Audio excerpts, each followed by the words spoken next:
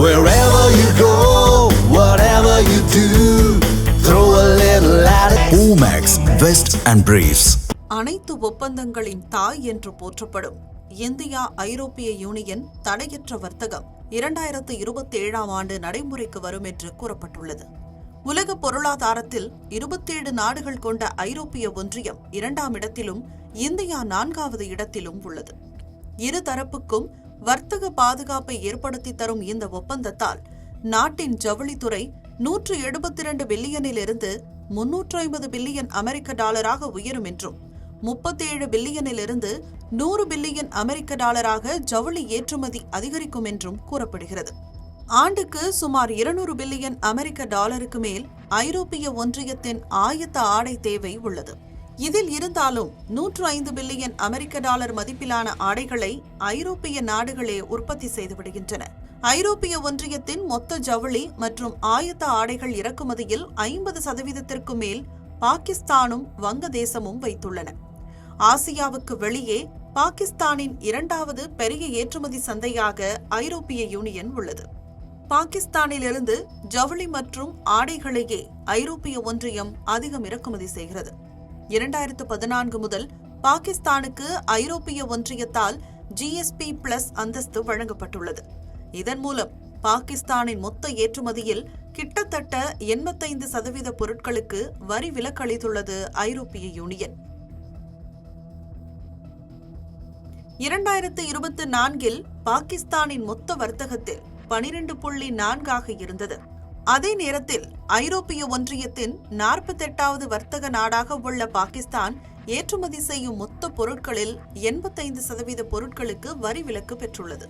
இதேபோல் குறைந்த வளர்ந்த நாடு என்ற அந்தஸ்து ஆயுதங்கள் தவிர அனைத்தும் என்ற திட்டத்தின் கீழ் வங்கதேசமும் ஐரோப்பிய யூனியனுக்கு கணிசமான அளவில் ஏற்றுமதி செய்து வருகிறது. ஐரோப்பிய ஒன்றியத்தின் 36வது பெரிய வர்த்தக நாடாக வங்கதேசம் உள்ளது. ஐரோப்பிய ஒன்றியம் இறக்குமதி செய்த மொத்த பொருட்களில் கிட்டத்தட்ட 94% வங்கதேசத்திலிருந்து வருகிறது.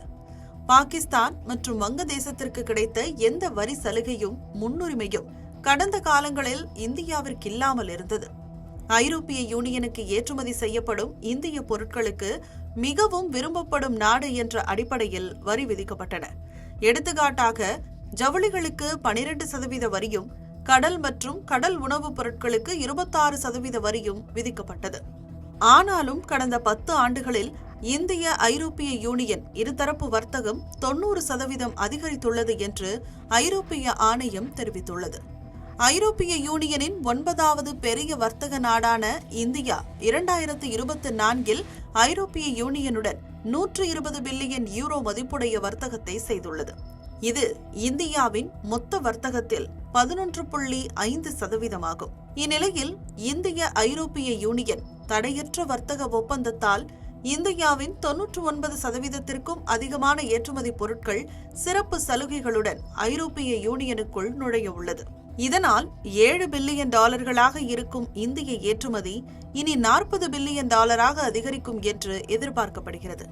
குறிப்பாக ஐரோப்பிய யூனியனுக்கான இந்தியாவின் ஜவுளி மற்றும் ஆடை ஏற்றுமதி ஆண்டுதோறும் 25% வளரும் என்று மதிப்பிடப்பட்டுள்ளது. இன்னொரு புறம் GSP+ சலுகையை மட்டும் நம்பியிருக்கும் பாகிஸ்தானின் ஏற்றுமதி வர்த்தகம் பெரிதும் பாதிக்கப்படும் என்று கூறப்படுகிறது. பாகிஸ்தானை விட வங்கதேசத்தின் நிலைமை மிக மோசமானதாக உள்ளது. கடந்த நவம்பர் மாதத்தில் குறைந்த வளர்ந்த நாடு என்ற தகுதியை இழந்துள்ள வங்கதேசம் முற்றிலுமாக ஐரோப்பிய யூனியனிலிருந்து விலக்கி வைக்கப்படும் என்று கூறப்படுகிறது. இந்திய ஐரோப்பிய தடையற்ற வர்த்தக ஒப்பந்தம் பாகிஸ்தான் மற்றும் வங்கதேச ஏற்றுமதியாளர்களை மட்டுமல்ல, அந்நாடுகளின் அரசையும் தூக்கமில்லாமல் செய்துள்ளது.